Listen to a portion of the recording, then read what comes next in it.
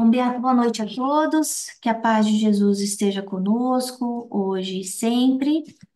Aqui nós somos do Chico Xavier Learning Center, em Portland, Oregon, e todas as quintas-feiras, às 7h45 da noite, a gente se encontra aqui para fazer esse estudo de Emmanuel, que é seguido pelo passe virtual. Então, nós sempre convidamos a todos que tragam uma garrafinha com água para frutificação, lembrando que não basta a gente só estar aqui de corpo presente, né? Para a gente receber essa ajuda, ajuda é esse mar que está à nossa disposição, mas é preciso que a gente esteja receptivo para receber a ajuda deles, né? Então, convido a todos que fechem seus olhos, respirem fundo. Sintam a presença do Mestre Jesus ao nosso lado, da equipe de Emmanuel, nos amparando, cuidando de nós desde esse instante, perguntando como você está, o que você precisa, como eu posso te ajudar. E assim vamos elevando o nosso pensamento até Deus, nosso Pai, Jesus, nosso Mestre, agradecendo por essa oportunidade, pela sua infinita misericórdia por cada um de nós, por essa ajuda contínua que recebemos, para que nessa noite nós possamos estar unidos aqui em pensamento e coração, com desejo sincero de aprender, de nos melhorarmos. Não apenas à procura de um band-aid, de um consolo, mas de uma modificação interior que nos ajude, que nos equilibre, como espíritos eternos que somos. Graças a Deus. Bem, hoje o capítulo que nós vamos estudar é do livro Caminho, Verdade e Vida, capítulo 97, chamado Amas o Bastante. E é uma conversinha que a gente acha em João. Então, é Jesus conversando com Pedro. Essa passagem se dá depois que Jesus já tinha partido, né? E é relatada em João, em que Jesus faz aquela pergunta de novo para Pedro. Você me ama? Isso está em João 21:17. Lembrando que Jesus tinha feito essa mesma pergunta para Pedro durante a última ceia. Então, não é a mesma coisa. Isso acontece na terceira vez que Jesus aparece para os apóstolos. E aí ele se mostra para eles, só para vocês entenderem um pouquinho o contexto. Os apóstolos estão pescando e que de novo estão lá, jogaram lá a rede e não encontram nada, né? Parece a primeira vez que ele encontra com Pedro, que fala, não, esse é pescador de alma e não de peixe. E aí eles estão a tipo 100 metros de distância na praia, e aí Jesus pergunta para eles. De novo, Jesus já tinha partido, ele estava lá ressuscitado, eles não reconhecem imediatamente que é Jesus. Isso também é interessante. E aí Jesus fala para eles: Olha, vocês pegaram o peixe, né? Tem comida, né? Aí eles falam: Não, não pegamos nenhum peixe. Eu falei assim, então joga a rede do outro lado. E aí eles jogam a rede e eles falam, e aí falam que pegam 153 peixes enormes. E aí João já sabia que era o mestre, falou assim: É Jesus, é Jesus, é Jesus, né? E aí eles voltam, aí Pedro já pula na água, né? Fala, põe a sua capa, pula na água, vai encontrar Jesus, sem saber que é Jesus, mas sabendo que era Jesus. Então é interessante porque parece que Jesus não parece fisicamente como era, sabe? E aí Jesus estava com pão, estava com uma fogueirinha ali e falou assim, ó, pega uns peixinhos para a gente comer juntos. E aí ele traz os peixes e eles comem juntos. E aí Jesus faz de novo a mesma pergunta 3 vezes. Pedro, você me ama? E é disso que Emmanuel vai estar falando nesse capítulo. O que que significa essa pergunta? Por que fazer 3 vezes a mesma pergunta? Na verdade, 6 no total, né? Antes dele partir e depois. E é o mais engraçado que eu fiquei pensando, o que que é esse número 3? Aí eu fui olhar online também, 3 é um número pela numerologia que está ligado à espiritualidade, que eu também achei interessante, porque 3 vezes perguntando, aparece pela terceira vez, aí faz 3 vezes a mesma pergunta, né?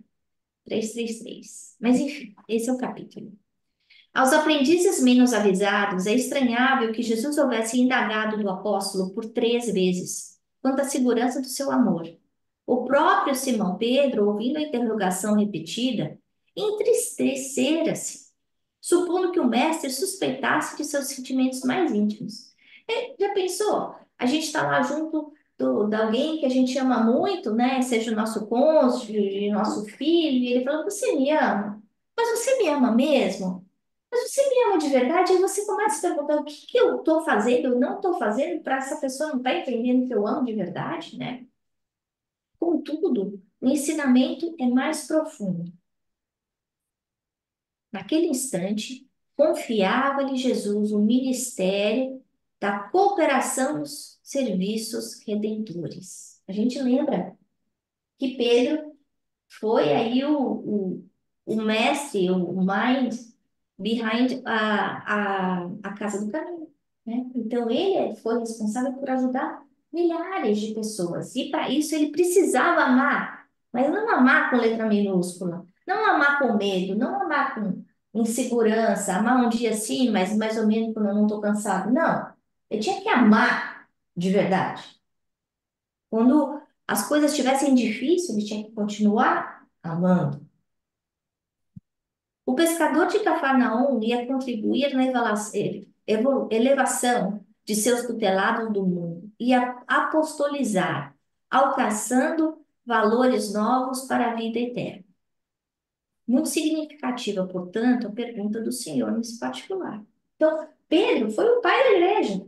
Da mesma forma que a gente conhece Paulo como o pai da igreja no aspecto não de Jerusalém, mas para os gentios fora de Jerusalém, né? A gente vê esses dois. E fora que Pedro ainda teve um papel muito importante, porque eu não sei se vocês se lembram que Pedro era uma pessoa muito rígida, muito crítica, dura, e mas na hora que o negócio estava para quebrar a igreja no aspecto ah, metafórico, né?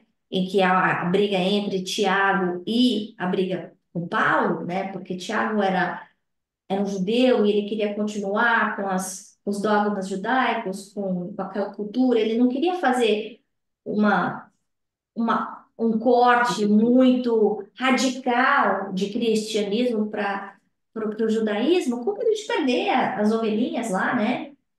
Não era por mal interesse, né? É o que ele acreditava. Mas Paulo falou assim: para com isso, não é isso que é importante. Aí os dois começam a brigar. E aí quem vai mediar essa conversa é Pedro. Então, naquele momento, foi um momento importantíssimo que podia ter dividido aí tudo que Jesus tinha deixado caído a perdesse, né? Se não fosse Pedro aí para apaziguar os ânimos das ovelhinhas dele, né? Jesus não pede informação ao discípulo com respeito aos raciocínios que lhe eram peculiares. Não deseja inteirar-se dos conhecimentos do colaborador relativamente a ele. Não reclama compromisso formal. Isso é tão importante porque quantos de nós falam: eu não posso ajudar porque eu não fiz curso. Não, mas eu sei que é um pouco, eu sou tão novo na doutrina espírita, como é que eu vou ajudar isso? Como é que eu vou ajudar aquilo? E a gente acha todos os impedimentos, todas as desculpas. Se esqueceram que Jesus escolheu 12 pescadores iletrados, homens simples. Pretende saber apenas se Pedro o ama, deixando perceber que com o amor as demais dificuldades se resolvem. Isso é importante, eu vou repetir. Com o amor, as demais dificuldades se resolvem. Se o discípulo possui suficiente provisão dessa essência divina, o amor, a tarefa mais dura converte-se em apostolado de bênçãos promissoras. É imperioso. Ele usa umas palavras muito fortes, né? É imperioso deste modo reconhecer que as tuas conquistas intelectuais valem muito. Então, ele não está falando para a gente encostar, não crescer, não estudar, não aprender. Não é isso. O que ele está querendo dizer é: começa a servir agora. Começa a amar agora, com o que você tem, com o que você é. Não precisa ficar esperando. Não dá desculpa.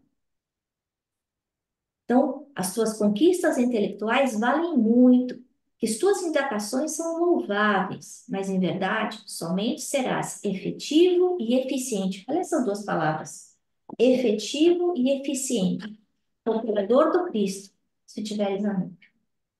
Então, se a Manuel está chegando para a gente, está falando: olha, se você já conhece Jesus, se você ama Jesus, está na hora de fazer mais desculpismo, né? E a gente sabe que Emmanuel não adoça a pílula. Ele não está lá, ele não adoçava a pílula nem para Chico. Né? Ele que era o anjo da guarda do Chico, o mentor. E ele vem para a gente com palavras duras, chamando a gente a atenção.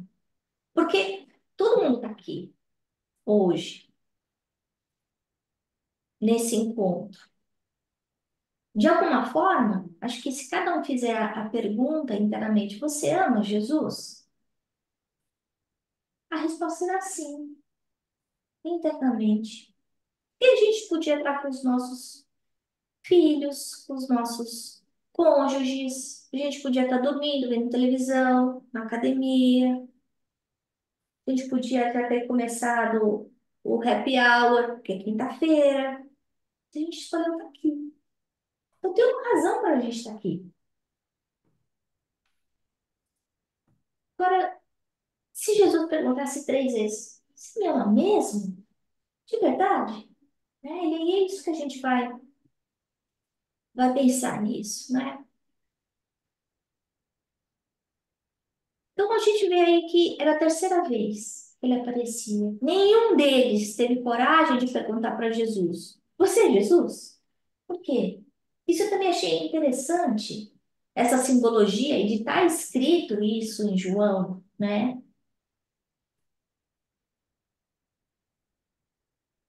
Porque os atos daquela pessoa estavam falando mais alto do que o nome. Então, até o título, Jesus, governador planetário, não era isso que era relevante. Os atos estavam falando por ele quem ele era. Será que os nossos atos falam que nós amamos a Jesus de verdade? Porque quando a gente pensa em amor, é muito fácil a gente amar as pessoas que pensam como nós e têm valores semelhantes, né? Num mundo tão dividido como o que a gente está, né? Que a gente, muitas vezes as famílias brigaram entre si por conta de política. Isso no Brasil, isso aqui. Se discute ou não aceita porque a identidade de tal pessoa não é conivente com o sexo com que ela nasceu, e aí então eu não aceito mais isso, né? Porque a minha filha é lésbica ou meu filho é gay. Então eu não amo, eu só amo só se for dentro da caixinha. Se for dentro da caixinha, eu aceito. Se for fora da caixinha, não vai dar certo para mim, não. Ou eu amo, ou como a gente viu agora, é, numa legislação que está saindo nos estados aqui dos Estados Unidos, falando: eu amo desde que você seja cristão. Para você ser visto como indivíduo americano, você tem que ser cristão. Mas como é que a gente vai colocar Deus dentro de uma caixinha? Será que Deus é só para os cristãos? Se Deus é pai de todo mundo? Então, quando ele está fazendo essa pergunta, isso está lá no Novo Testamento, ele faz a primeira vez. Pedro, ele sabia o que Pedro ia ser responsável, ele sabia o tamanho da cruz que Pedro ia carregar. Então ele precisava sacolejar Pedro, porque Pedro já estava com o rabinho entre as pernas, se a gente for pensar, da época da última ceia, em que ele falou, eu amo você 3 vezes, ele fala, pois é, mas você vai me negar 3 vezes antes do galo cantar. E foi isso que aconteceu. E a gente sabe que Pedro deve ter se sentido o pior, porque ele amava Jesus. Mas frágil, com medo. Antes, Jesus era adorado e de repente ele estava sendo abominado por todos, e falar que você era seguidor de Jesus significava que você ia virar comida de leão, ou que você ia ser pendurado numa cruz, ou você ia ser decapitado. Falar que amava Jesus precisava ter uma coragem muito grande. Hoje a gente não tem mais isso. Ninguém vai pendurar a gente de cabeça para baixo porque a gente fala que segue Jesus. Podia ser bem pior, né? Mas a pergunta dele, e isso no Novo Testamento fala, você me ama? Aí ele fala, sim, tu sabes que te amo. Aí Jesus fala, cuida dos meus cordeiros. Aí Jesus pergunta de novo, Simão, filho de João, você realmente me ama? Aí Pedro responde, sim, Senhor, tu sabes que eu te amo. Aí Jesus fala, pastorei as minhas ovelhas. Terceira vez, ele pergunta, Simão, filho de João, você me ama? E aí Pedro ficou magoado, porque Jesus estava perguntando pela terceira vez. E aí ele fala, Senhor, tu sabes todas as coisas e sabes que eu te amo. Aí Jesus fala, então cuida das minhas ovelhas. Então, o que ele tá, essa conversa aqui é uma conversa muito profunda, porque o amar, a hora que a gente fala eu amo Jesus, significa que eu estou carregando uma responsabilidade. Uhum. Não é da boca para fora, né?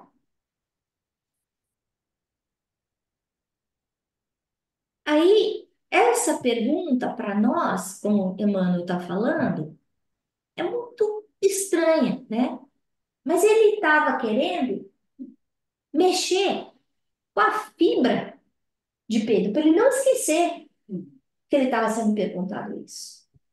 E talvez muitos de nós, antes da nossa internação, nós fomos perguntados: e aí, você está pronto? Você vai me seguir?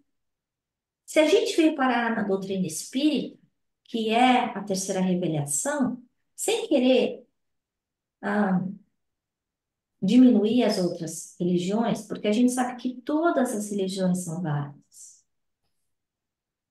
Para cada um serve um tamanho de sapato. A gente recebeu pela mensagem dos Espíritos. Isso está no Livro dos Espíritos, para quem quiser ler. Isso está muito bem explicado no Livro dos Médiuns também. Que o Espiritismo é a terceira revelação. Isso significa o quê? Que nós somos os trabalhadores da última hora. Provavelmente nós somos aqueles que ficam lá jogando a pedrinha na cruz e falando, é isso mesmo. E agora a gente veio com uma responsabilidade. Uma responsabilidade de não só amar da boca para fora, mas amar num sentido mais profundo.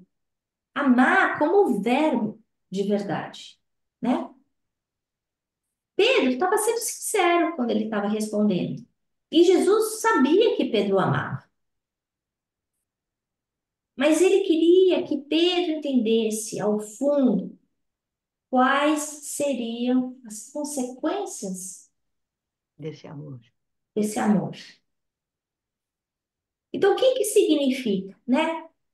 Se a gente fizer essa pergunta, porque e Emmanuel fala, esse significado, ou melhor, o significado desse ensinamento é muito mais profundo. Não o ensinamento você me ama, o ensinamento no aspecto de eu estou fazendo a pergunta 3 vezes. Esse é o ensinamento. E essa pergunta a gente tem que fazer para nós mesmos e também perguntar qual é o significado desse amor, como eu estou refletindo esse amor ao meu redor, na minha vida. E aí, quando eu fiquei pensando qual é o significado do amor, porque a gente conhece o amor de filho para pai, filho para mãe, de irmão para irmão, de cônjuge para cônjuge, para quem casou, de pai para filho, de mãe para filho, para quem teve filho. A gente conhece o amor, comunidade, quando existe um desastre,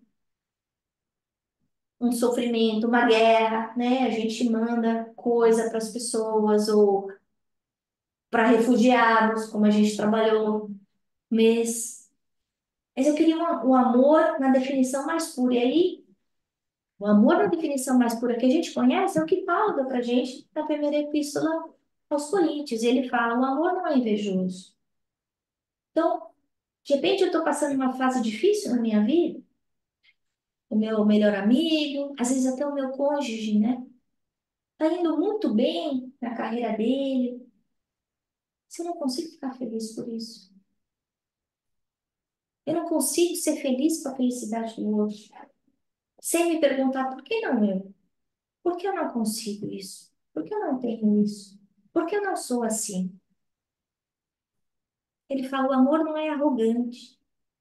O amor não vai lá esfregar no nariz do outro, que ele é melhor. Ah, eu sei mais do que você, ó. Você não consegue fazer isso, mas eu consigo. Ah, pode me dar que eu faço, viu? É, não é problema para mim.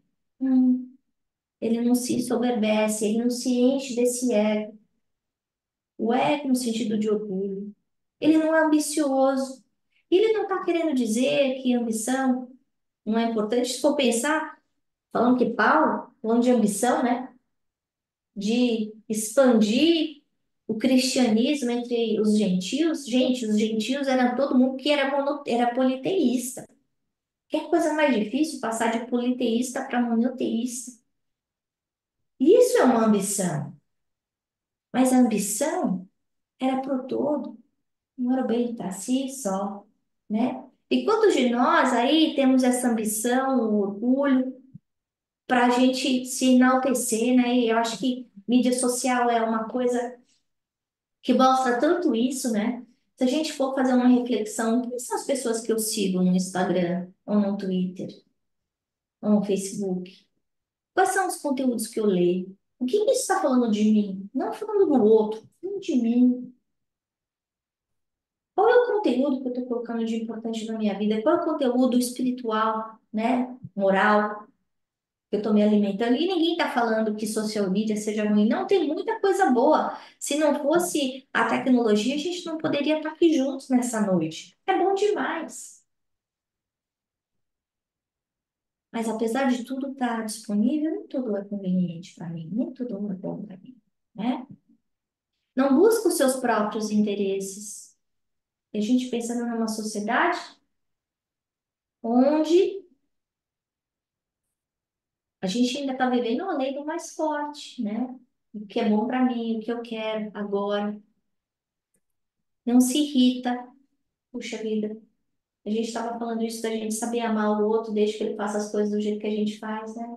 Quantas vezes a gente se irrita porque o outro não botou o talher dentro da máquina de lavar do jeito que eu ponho? Ou a escova de dente, ou apertou lá a pasta de dente do jeito que eu aperto? Ou o sabonete, né? E aí me lembrou aquele livro do Amor nos Tempos do Cólera, né? Que onde põe o sabonete foi o motivo, o estupim para acabar um casamento. Então, as pequenas coisinhas que aparentemente são insignificantes, mas que deixam a gente ficar tão irritado que aí quando a pessoa vem, a gente blá, vomita em cima dela.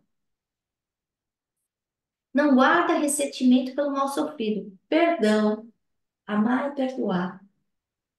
Não se alegra com a injustiça. Quantos nós calamos? Talvez não se alegrar, mas a gente. Você, isso não é comigo. Deixa pra lá. Mas regozija-se com a verdade. Lutar pela verdade. Qual é a verdade? Amar a Deus acima de todas as coisas é o próximo conhecimento. Tudo desculpa. Aí ele está falando o que faz. Tudo desculpa, tudo crê. Tudo espera, tudo suporta. Isso é amar. Então, aí a gente se pergunta 3 vezes: e aí? Como é que anda o amor para Jesus? Dentro de casa, né? Às vezes até dentro da gente, né? Como a gente está se desculpando? O que a gente está esperando da gente? Será que é razoável o que eu estou esperando de mim, né? Será que às vezes até eu não estou tentando abraçar o mundo? Será que isso é real? Isso é realístico, né? E aí veio o raciocínio de Emmanuel. Ele é muito didático. E aí eu quis colocar aqui simplesmente para a gente raciocinar junto com ele. Pedido de Jesus. Aquele instante confiável em Jesus, Ministério de Cooperação no Serviço de Leitores. Ele sabia que Pedro ia ser o pastor das ovelhinhas. A resposta de Pedro: contribuir na elevação dos tutelados do mundo. Ia apostolizar, alcançando valores novos para a vida eterna. Ele ia ter que descer do salto. Ele ia ter que apostolizar significa o quê? Ensinar por exemplo. E a nossa parte? Com amor, tudo se resolve. Eu vou repetir. Quando a gente estiver achando assim, ai meu Deus, não vai dar certo, se a gente colocar a receita do amor, vai dar, né? Lembra que todos nós somos missionários de Cristo. Eu vou repetir. Todo mundo é missionário de Jesus. Não é só o Divaldo, não é só o Chico, não é só o Gandhi, não é só a Maria Teresa de Calcutá. Não. Para quem lê o livro Nosso Lar, sabe? A missão do lar, a responsabilidade dos cônjuges. Quantas vezes a gente vem com o mesmo cônjuge e continua errando? Lá no nosso lar fala no mesmo casamento que acontece 3 vezes e eles continuam errando. E se amando, né? Então, no lar, no trabalho, na rua, no centro espírita, a gente está sendo missionário. A gente não foi colocado nesses lugares para acaso. A gente não foi colocado nesses lugares para brigar, para apontar o dedo, para criticar. Não. A gente foi colocado para amar como Jesus nos amou. Ponto. Amar como Paulo escreveu para a gente. E todos nós estamos sendo convidados. Então aí Emmanuel fala assim: Jesus não pergunta o nosso grau acadêmico, né? Ele não fala qual é a formação do discípulo com respeito aos raciocínios que eram peculiares. Não. Qual que é o conhecimento em relação a ele? Não. Então não é assim, não vai ter nenhuma prova. Você não tem que ir para a faculdade de teologia para seguir Jesus, seus ensinamentos. Não vai ninguém passar por um-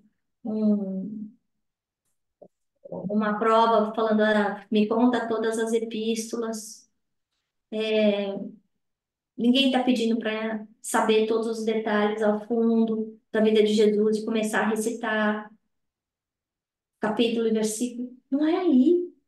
Não é aí. E será que quando a gente faz isso, a gente não está realmente querendo mostrar como a gente é bom, o quanto a gente sabe? Não reclama com compromisso formal. E eu também fui olhar no cenário, o que é um compromisso formal? É um contrato, não um contrato de trabalho. Não está assinando nada. A gente tem livre-arbítrio. Nós temos o livre-arbítrio, mas colheita do livre-arbítrio, as consequências, a gente não tem controle. Então não tem contrato por causa disso. Você está vindo encarnar aqui, ninguém vai falar assim, olha, Ana, você prometeu que você ia fazer A, B, C, D, E. Tô aqui, ó. Você falou para todo mundo que você ia fazer isso. Leia os livros os mensageiros. Ninguém vai fazer isso, não tem contrato. Agora, e se a gente puder ter feito e não fizer? Aí a gente vai voltar assim, escondendo os olhinhos, pensando, puxa vida. É imperioso desse modo reconhecer que as tuas conquistas intelectuais valem muito. Isso eu achei fenomenal. E eu coloquei o beija-flor aqui, porque eu amo beija-flor. Eu acho que é um bichinho danadinho, pequenininho, mas ninguém voa tão rápido que nem ele, bate asa tão rápido. Delicado, ele vai lá, ele beija a florzinha, mas ele passa o pólen, ele não só tira, sabe? Porque tem, muitas vezes a gente parece, trabalha assim, num estilo, vou até falar uma palavra muito forte, meio canibalista, sabe? Você vai lá, você vai tomar passe, vai lá e pede, vai lá e escuta palestra, vai lá, tá sempre sugando. Aí a hora que você fala, e aí? O que que você vai divulgar de volta? O que que a gente está dando de volta?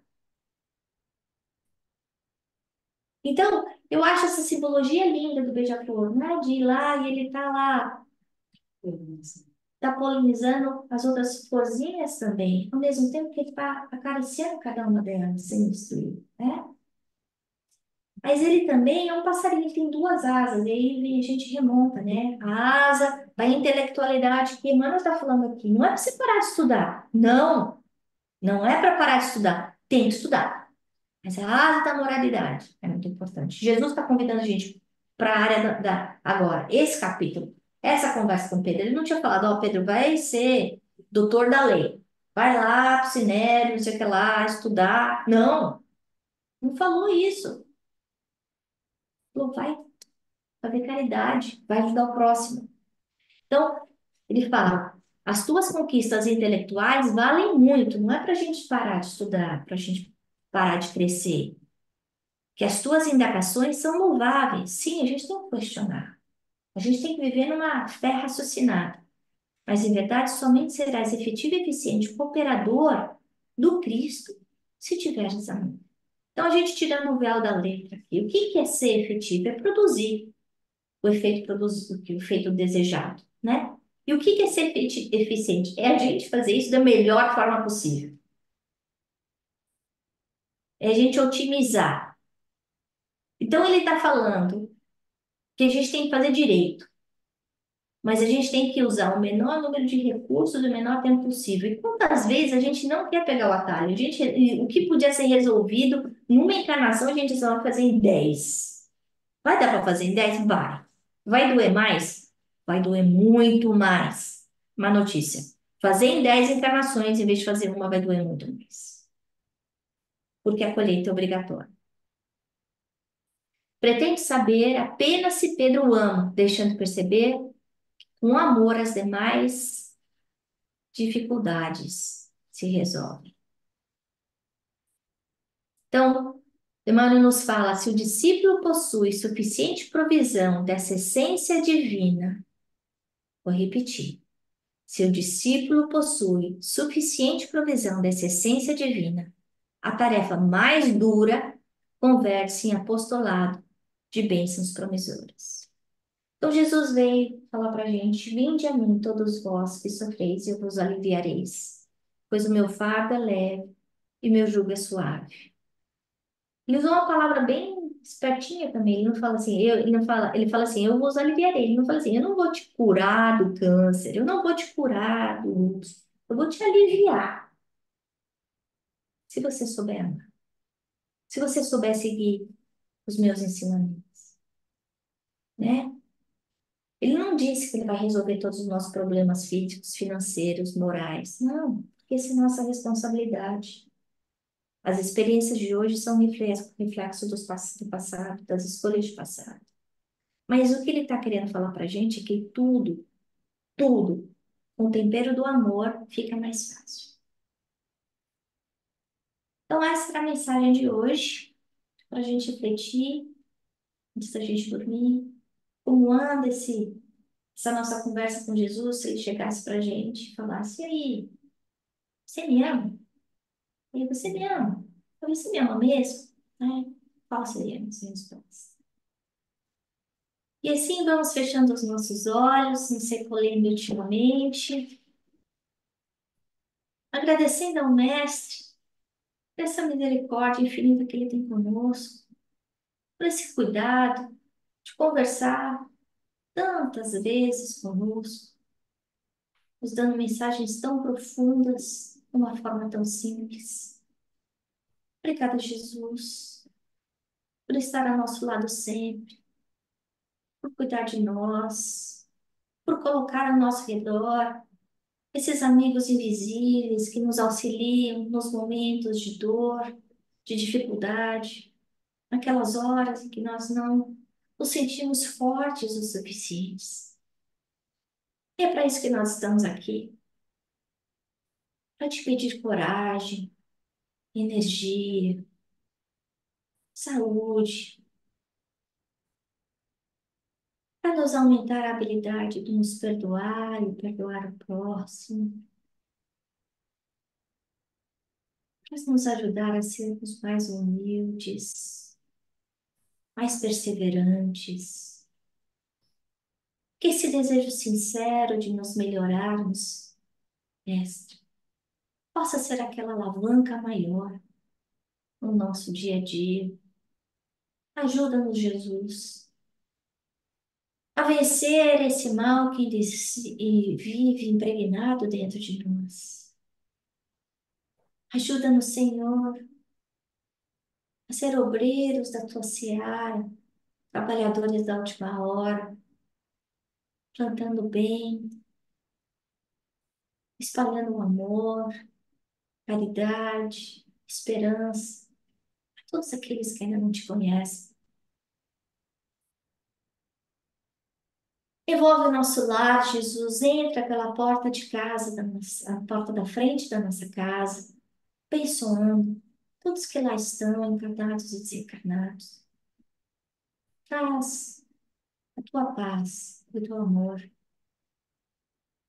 para que ele esteja presente sempre dentro do nosso lar. Abençoa esse planeta tão lindo, com tantos passarinhos, que a primavera está chegando aqui no hemisfério norte. Que a tua paz possa se fazer presente nos corações dos homens.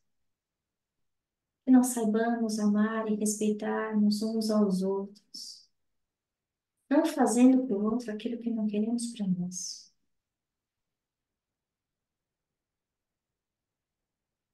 Ilumina a mente dos dirigentes de nações, para que eles tragam a paz,